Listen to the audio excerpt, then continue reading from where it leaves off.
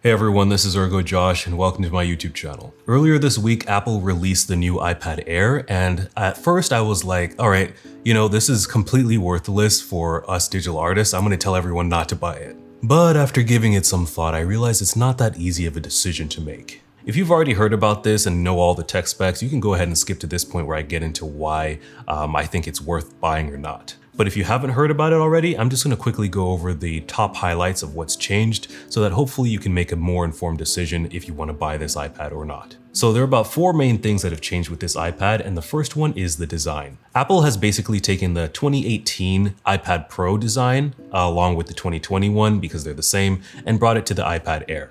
It's got that boxy, rounded edge design that allows you to put your Apple Pencil on the side so that you can charge it. The only main difference here is going to be the 60Hz refresh rate versus the 120Hz refresh rate, the ProMotion display that the iPad Pros have. So the second thing is going to be the new Usbc port that allows you to have faster file transfers and connect with external USB devices. And it's great. It's something that we had on the iPad Pro, and it's now down to the Air. Now the third big change here is actually pretty cool. They added a fingerprint sensor to the power button of the iPad Air. This iPad does not have face recognition, but honestly I would trade that for the fingerprint sensor on the actual power button for my iPad Pro. Now the last big change is probably the most significant one, which makes this quite a compelling choice, which is the introduction of the new A14 Bionic Chip. This chip is supposedly 40% faster than before and 30% faster when it comes to graphics.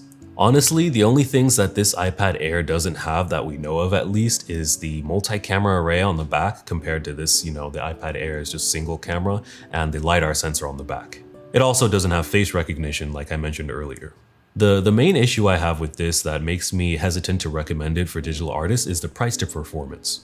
So if you look at the iPad model, the generic one, they've released an 8th gen. That's the same great price, $330 I believe. And that one is $400 less than the model that I recommend you spec this iPad for, which comes in at $750. The other reason that it makes it hard for me to recommend this is that it comes at only 2 storage capacities, and that's 64 gigs and 256 gigs. In my opinion, 64 is just too small and too risky to get if you're especially wanting to use this for more than just art, and the 256 is almost overkill because even for me, I still rarely get too far over half that amount.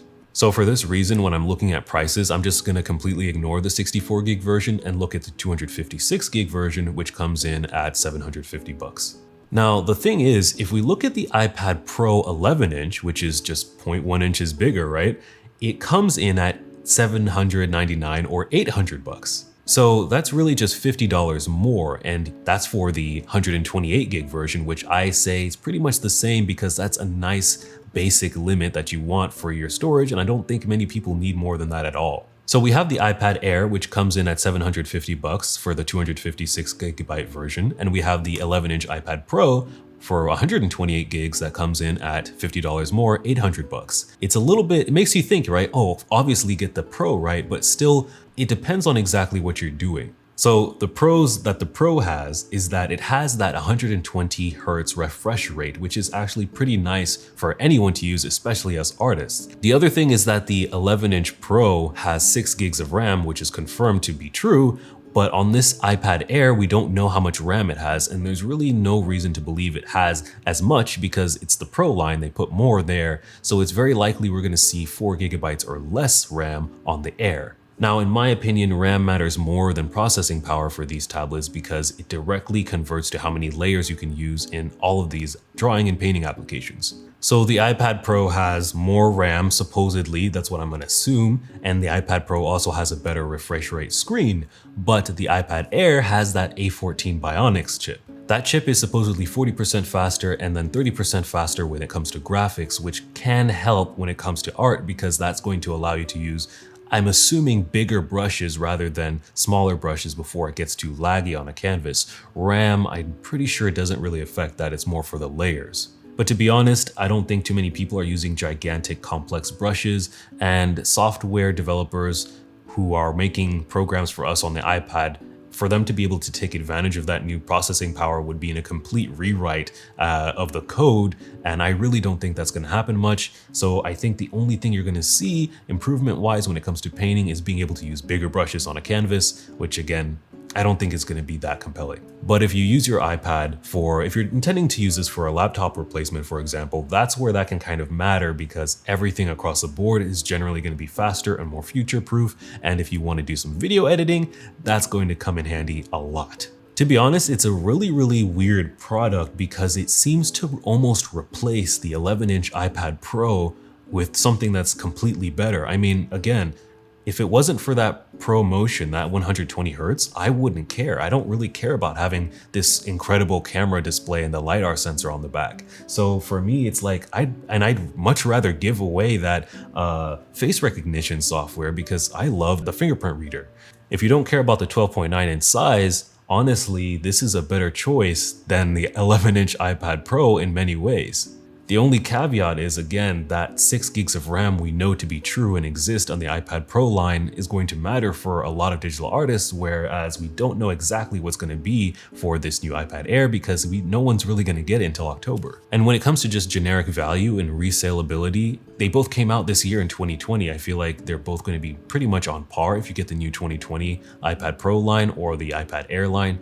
They're pretty much going to be the same, but if you want that faster processor, that's definitely going to be where you should go, going for the iPad Air. So if you compare the prices and make sure to add the Apple Pencil because that thing is still a whopping $130, you're looking at $880 for the 256 gigabyte model of the iPad Air, and you're also looking at about $930 for the 11-inch iPad Pro model that has 128 gigs. So you're looking at really a difference of only $50 for each model, which is pretty insignificant when you're spending $900+, almost $1,000 on these devices.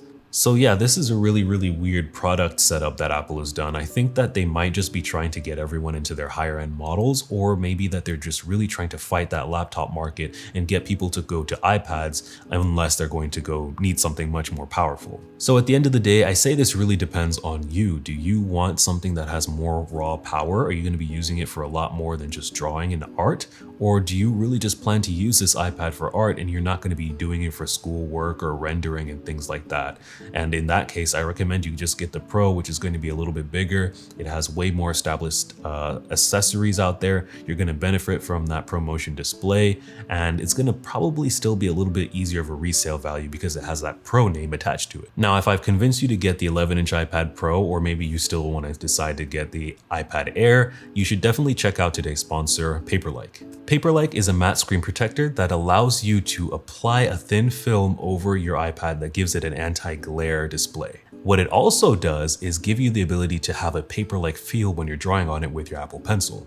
This completely transforms the experience in my opinion. It's way too slippery without a screen protector, and I found that it makes it super easy to transition from traditional art to digital, especially since you're already going to be looking at the surface that you're drawing on. So make sure you check out their link in the description box below or the pinned comment. So with all that said, are you interested in a new iPad? Are you going to take a look at the iPad Air, or are you going to actually take a closer look now at the 11-inch iPad Pro, which is still on sale? They're not going to remove it at all because these are two different separate lines of iPads. Or maybe you're going to be checking out the iPad 8th gen, which is even faster than it was before, and I'm actually interested to see how that competes with the new iPad Pro line again, because they just keep making that low end better and better and better for the same price. But for me, I'm definitely not going to be getting this iPad to test out or for review because it's just the same thing as the 11-inch iPad Pro for me, and I feel like it's just going to be faster, just a little bit of a spec bump. I really hope that it does have 6 gigs of RAM, but if it has less, then that's definitely going to be something that can change people's minds, especially when it comes to digital art.